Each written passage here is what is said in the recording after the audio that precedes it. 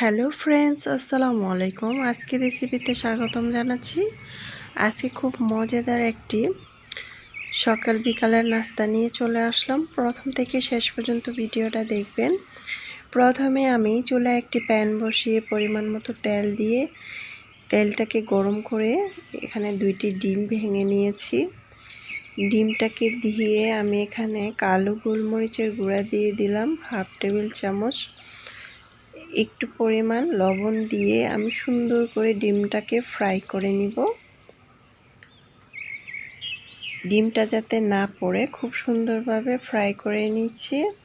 এখন আমি ডিমটাকে উঠিয়ে নিয়েছি। গাজর কুচি করে নিয়েছি প্রায় 1 কাপের মতো।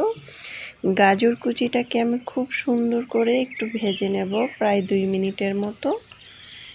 গাজর কুচিটার মধ্যে আমি হালকা একটু পরিমাণ 1 চিমটির মতো লবণ দিয়েছি। লবণটা দিয়ে সুন্দর করে ভেজে নেব যাতে গাজরের মধ্যে যে কাঁচা গন্ধটা আছে সেটা না থাকে, হালকা নরম নরম হয়ে যাবে, মানে হালকা সিদ্ধ হবে। তা যখন 2 মিনিট পর আমি এটাকে উঠিয়ে নেব। চুলার আঁচটাকে বাড়িয়ে আমি এটাকে ভেজে নিয়েছি। তারপরে আরেকটি আয়োজনে চলে আসলাম। একটি বাটিতে আমি এখানে ময়দা নিয়েছি 1 কাপ।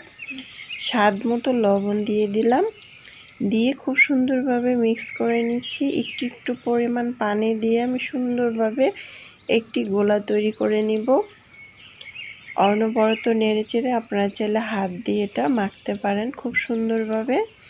তা আমার কিন্তু খুব সুন্দরভাবে একটি গোলা তৈরি হয়ে গিয়েছে। এখন আমি 1 টেবিল চামচ রেগুলার রান্নার তেল দিয়ে সুন্দর করে এটাকে আমি মেখে নেব যাতে নরম হয়ে যায় গোলাটা। তা আমার কিন্তু খুব সুন্দরভাবে এটা মাখা হয়ে গিয়েছে দেখুন। তা আমি খুব সুন্দর করে এটাকে মেখে নিয়েছি। তারপরে এভাবে করে আমি একটি রুটি তৈরি করে নেব মোটা করে খুব সুন্দর করে। তা আমার কিন্তু খুব সুন্দরভাবে একটি রুটি তৈরি হয়ে যাচ্ছে। এভাবে কিন্তু আমরা বাসায় তৈরি করে খেতে পারি।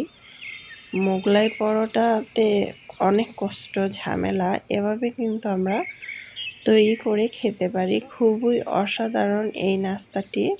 তা আমার কিন্তু রুটিটা হয়ে গিয়েছে মোটা। এখন আমি দিয়ে দিচ্ছি গাজর কুচিটা সুন্দর করে। তারপরে এখানে দিয়ে দিব ডিম যে ফ্রাই করে নিয়েছি সেটা দিয়ে দিলাম। দিয়ে তারপরে এখানে দিয়ে দিব ধনেপাতা কুচি, কাঁচামরিচ কুচি সুন্দর করে দিয়ে দিচ্ছি। তারপরে এখানে দিয়ে দিব মোজারেলা চিজ। আপনারা চাইলে না চাইলে না দিতে পারেন, আমি দিয়ে দিলাম। খেতে খুবই মজাদার হবে। এখন আবারও উপর দিয়ে আমি গাজর কুচিটা দিয়ে দিচ্ছি, ডিমটাও দিয়ে দিচ্ছি। দিয়ে খুব সুন্দরভাবে এভাবে চারপাশ থেকে ঘুরিয়ে ঘুরিয়ে এভাবে করে আবারও একটি গোল করে তৈরি করে নিতে হবে। দেখুন আমি কিভাবে তৈরি করছি। তা আমার কিন্তু খুব সুন্দরভাবে এটা হয়ে গিয়েছে গোল।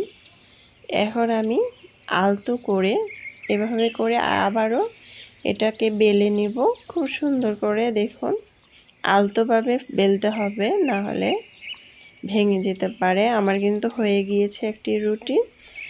এখন আমি চুলায় একটি প্যান বসিয়েছি। চুলার আঁচটাকে মিডিয়াম সাইজ করে ধরিয়ে আমি এটাকে এপাশ ওপাশ করে উল্টিয়ে নিচ্ছি। যখন হালকা এটা ভাজা হবে তখন আমি চারপাশ থেকে রেগুলার রান্নার তেল দিয়ে দিব 2 টেবিল চামচ। আপনারা চাইলে এখানে ঘি, বাটার যে কোনো কিছু ব্যবহার করতে পারেন। তা আমি এখন উল্টিয়ে দিচ্ছি। খুবই মজাদার একটি নাস্তা হয়ে গেল। আমরা বিকেলবেলা অথবা সকালবেলা ঝটপট এটা তৈরি করে খেতে পারি, অথবা টিফিনে দিতে পারি বাচ্চাদের। খুবই মজাদার, বাচ্চারা খেয়ে নেবে ঝটপট, এতটাই সুস্বাদু। যেহেতু এখানে সবজি আছে, ডিম আছে, আপনারা চাইলে এখানে চিকেনও ব্যবহার করতে পারেন। খুবই মজাদার হয়েছিল। এখন আমি উল্টিয়ে এপাশ ওপাশ করে ভেজে নিলাম, উঠিয়ে নিব। এখন খুব সুন্দরভাবে ফুলে গিয়েছে দেখুন। মাশাআল্লাহ, দেখতে খুব সুন্দর হয়েছে, খেতে তো আলহামদুলিল্লাহ এতটাই মজাদার হয়েছিল।